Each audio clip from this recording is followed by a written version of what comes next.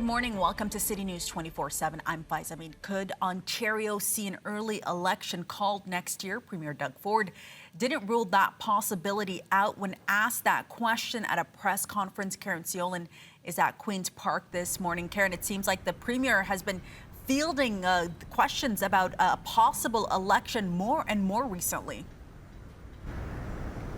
Yeah, well, Faiza, early election speculation has really been ramping up here at Queen's Park since Premier Doug Ford announced plans to expand the sale of beer, wine, and ready-to-drink cocktails into convenience stores. Of course, that is a campaign promise from the 2018 election set to be fulfilled tomorrow when those changes take effect. However, Ford is saying point blank there will not be an election in the fall, but he's ruled out little else. He's given his MPPs a deadline of December to decide whether or not they want to run again. That process, as well as nominating current sitting members, that's a process that typically takes place between 6 to 8 months before an election. So why would Ford give MPPs that deadline well before his mandate is up if he's not planning on calling an early vote?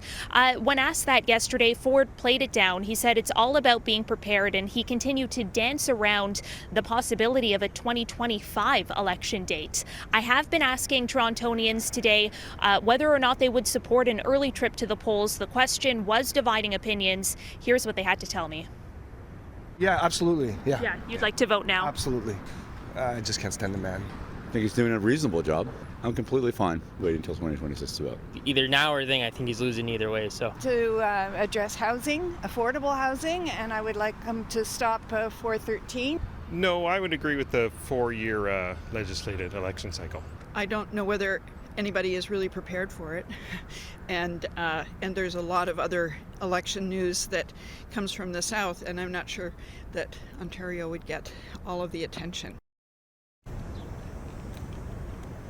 Nonetheless, the opposition parties have spent the summer in campaign mode, focused on candidate nomination, door knocking, and fundraising. The NDP says they have raised $1.1 million in just the 10 weeks leading up to Labor Day, receiving nearly 20,000 smaller donations from a larger number of ordinary Ontarians as they prepare for a possible snap ballot. Now, the next ballot is currently scheduled here in Ontario for June 4th, 2026, but a date Ford could call an early election remains unclear. Strategists, however, have pointed out that it could be politically advantageous for the Ontario PC party to campaign before October 2025. That is, of course, Faiza, when a federal election is widely expected.